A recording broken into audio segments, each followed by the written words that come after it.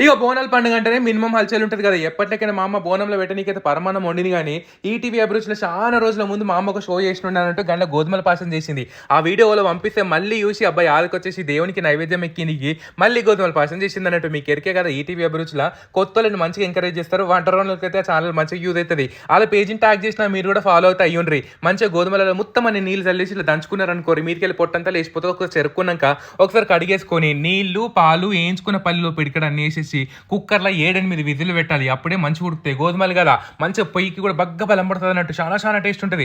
ఇప్పటికే అయిపోలేదు జర పని ఉంటదన్నట్టు. మళ్ళీ మొత్తం అన్ని పాలు, చక్కెర పోసి మంచిగా దగ్గరయ్యే వరకు ఉడకబెట్టి ఇక కాజు పలుకులు, బాదం పలుకులు ఇవి ఆప్షన్ అన్నట్టు. అవి గోలించుకొని మొత్తం అంతా కోవనో లేకపోతే కలాకానో ఏసుకోండ్రి. ఆళ్ళు ఇలాచి పొడి ఆల్రెడీ గోలించుకున్న కాజు పలుకులు ఇట్లా ఏసేసి దగ్గరికొచ్చిన తర్వాత చల్లగైనక తింటేనే మంచిగుంటదిలా. ఇక నైవేద్యం ఎక్కించుకొని మేము సాయంత్రం పూట తినమన్నట్టు బగ్గంటే బగ్గ మంచిగా అయింది. మీకు కూడా కావాలంటే ఈ తాప ఎప్పుడన్నా చేసుకోవాలనుకుంటే గోధుమల పాయసం చేసుకోర్రి.